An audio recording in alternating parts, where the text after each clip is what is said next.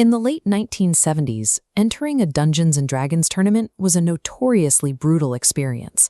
Often, your character's survival relied on random dice rolls or the subjective cruelty of a dungeon master who might drop a demon on your party in round 2 just to thin the herd.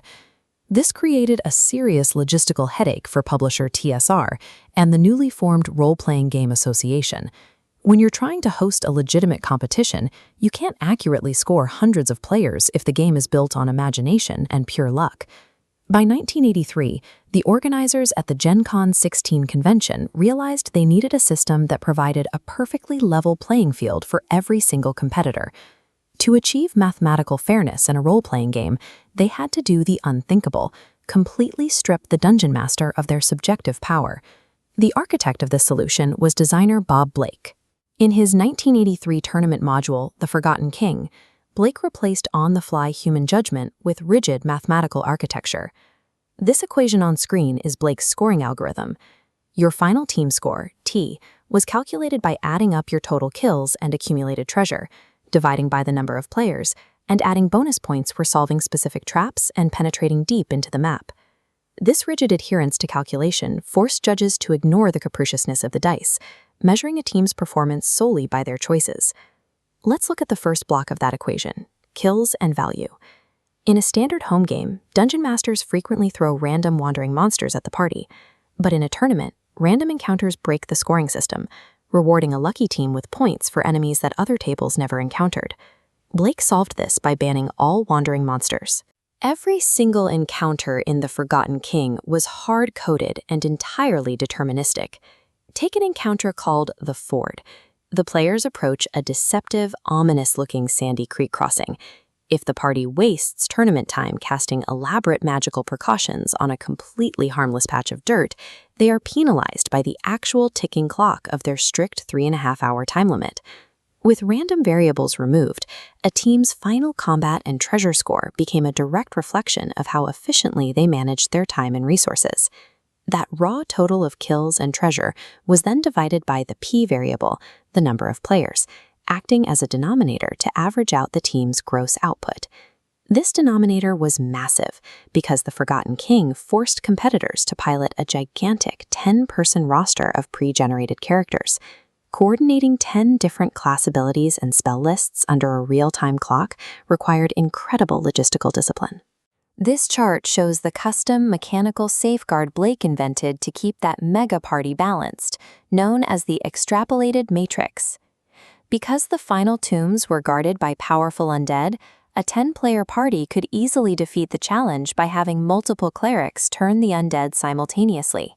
So, to solve this problem, Blake instituted a strict mathematical penalty.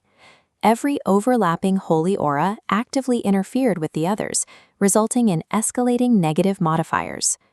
The mechanics actively punished isolated, selfish actions, forcing the 10 players to operate as a flawlessly synchronized unit. The most heavily weighted variable in the entire equation was the A, area penetration. To calculate exactly how far a party progressed, TSR staff cartographer David Diesel LaForce drafted mathematically exact grid layouts. There was no room for DM interpretation. If a wizard cast a fireball, the exact geometric radius snapped cleanly to the grid lines, proving definitively who was hit and who was safe. The exponential rewards for map progression redefined the player's priority, replacing cautious room clearing with a high-stakes race to recover the 9 keys and restore the king. By linking the math directly to physical progress, the mindless dungeon crawl matured into a localized, goal-oriented heroic quest. Bob Blake's architectural rigor rippled outward through the industry. At one convention, a young player loudly complained about tournament presentation within earshot of Blake. Instead of kicking him out, Blake challenged him to design the next year's event. That player was Jeff Grubb, who used the opportunity to launch a massive career at TSR, eventually co-creating the legendary Dragonlance and Forgotten Realms settings. Despite its massive influence on mechanics, the actual story of The Forgotten King, an 8-part epic called The Prophecy of Brie, suffered a chaotic corporate rollout. TSR initially restricted the modules exclusively to paying RPGA members, before abruptly canceling the line, serializing middle chapters in a newsletter, and finally stapling the pieces together into mass-market compilations years later. The rushed publication pipeline also resulted in some spectacular editorial oversights. While the module is celebrated for its high IQ puzzles, it is equally infamous for a massive typo in a wilderness encounter that accidentally pitted players against a pair of literal mountain goats, boasting a staggering 12 hit dice and the ability to hurl giant boulders. But even with fractured printing schedules and boulder-throwing livestock, the underlying algorithm held firm. By 1983, the arbitrary lethality of early tournaments had given weight to this new algorithmic precision.